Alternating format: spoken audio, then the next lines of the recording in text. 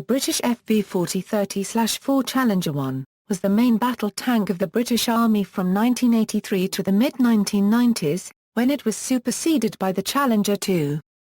It is also currently used by the Jordanian Armed Forces as their main battle tank after heavy modifications.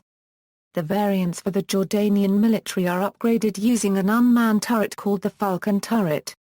History: the Challenger, designed by the former military vehicles and engineering establishment near Cobham in Surrey, originated in an Iranian order for an improved version of the Chieftain line of tanks in service around the world.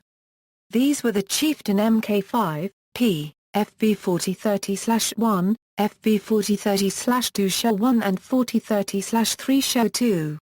With the fall of the Shah of Iran and the collapse of the UK MBT-90 project, the British Army became the customer and the tank was further developed by MVE to meet Western European requirements.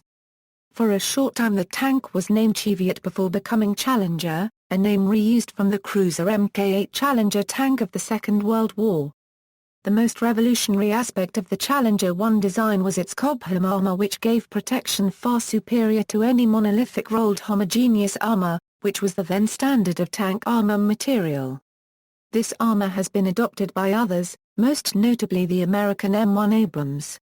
Additionally, the Hydrocus suspension fitted provided outstanding cross-country performance through the long suspension arm travel and controlled bump and rebound behaviour offered. The Challenger was built by the Royal Ordnance Factories. Challenger 1 entered service with the British Army in 1983 and production ceased in 1990 at a cost of around £82 million each. In 1986, ROF Leeds was acquired by Vickers Defence Systems. Jordan initially purchased 274 Challenger 1 tanks. Under an agreement signed in March 1999, another 288 surplus Challenger 1s were supplied to Jordan over a 3-year period, which enabled the Jordanian Centurion fleet to be replaced. The Ministry of Defence were keen to show off the capabilities of the Challenger 1 in the Canadian Army Trophy competition, held at Grafenwohr Paragraph HR, West Germany in June 1987. The best-performing team in preparatory competitions had been the 2nd Royal Tank Regiment, however their Challengers had not been fitted with thermal observation and gunnery sight, which would put them at a disadvantage.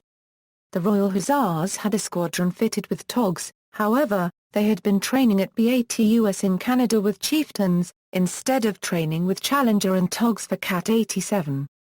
22 new Challengers with TOGs were specially diverted from the production line for the competition, resulting in teething problems. At the competition itself, the Hussars managed some creditable scores, but overall, their 3 platoons were placed last in the league table. In a statement to the House of Commons on July 14, Mr. Ian Stewart, the Minister of State for the Armed Forces, said, "I do not believe that the performance of tanks in the artificial circumstances of a competition, such as the recent Canadian Army Trophy, is a proper indication of their capability in war." Following poor results in 1985 with Chieftain, and in 1987 with Challenger, the British Army decided in December 1987 to withdraw indefinitely from the competition. A requirement for a new MBT was later issued. Proposals put forward for the new specification included an improved Challenger from Vickers, the American M1 Abrams, the French Leclerc, and the German Leopard 2. The Vickers Defence Systems design, designated Challenger 2, was eventually selected.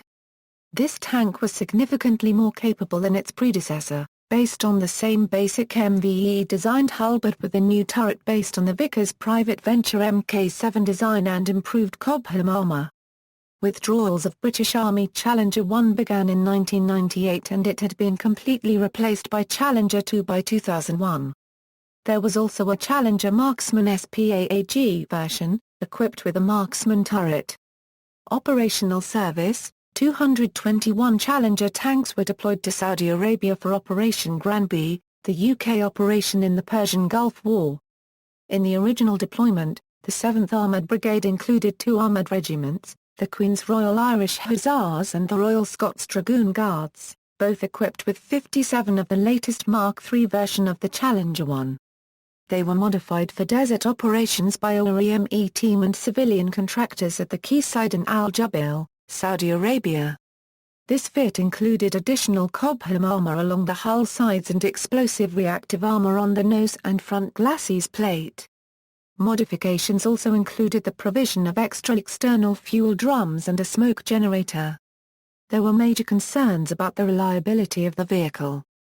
In addition, there were serious worries about how a tank designed to perform in temperate climates would stand the rigors of desert warfare. Before the commencement of the Gulf War deployment, only 22% of Challenger 1s were operational because of faults and lack of spares. On November 22, 1990, it was decided to add the 4th Mechanized Brigade to the force, under the umbrella of 1st Armored Division.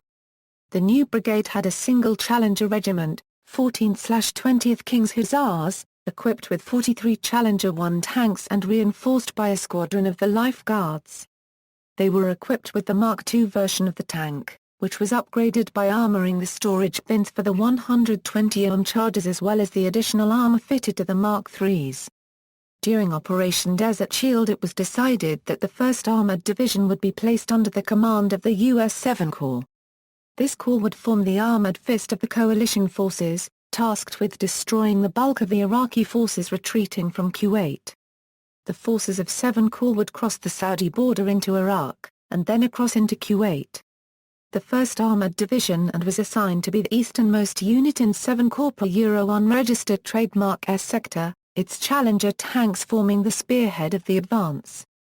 The division advanced nearly 350 km within 97 hours, destroying the Iraqi 46th Mechanized Brigade, 52 Armored Brigade and elements of at least 3 infantry divisions belonging to the Iraqi 7th Corps in a series of battles and engagements. They captured or destroyed about 200 tanks and a very large number of armored personnel carriers, trucks, reconnaissance vehicles, etc. The main threat to the Challenger was deemed to be the Iraqi Republican Guards T-72M tanks. Each British tank was provided with 12 L-26A1 Jericho-depleted uranium shells specifically for use against T-72 MIS, but during the course of the coalition's ground campaign none were encountered as the division was withdrawn beforehand. In action, the Global Positioning System and Thermal Observation and Gunnery System fitted to the Challengers proved to be decisive, allowing attacks to be made at night, in poor visibility and through smoke screens.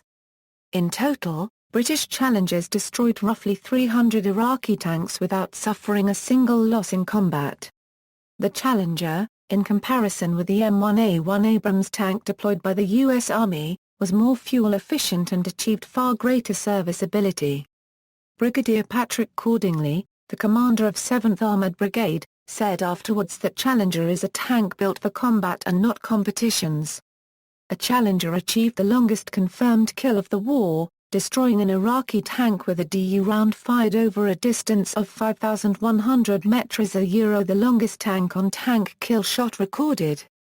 Challengers were also used by the British Army in Bosnia and Herzegovina and Operation Joint Guardian, the NATO-led drive into Kosovo.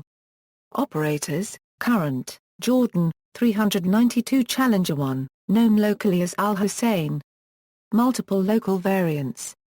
Former, United Kingdom, replaced by Challenger 2. Gallery. See also. Main battle tank, Challenger 2, tanks of comparable role, performance and era, T-80, approximate Soviet equivalent, bibliography, McManus, Hugh, Gulf War I Real Voices from the Front Line, Ebury Publishing, 2010, ISBN 9780919355986, references. External links, globalsecurity.org, battlertanks.com, historyofwar.org,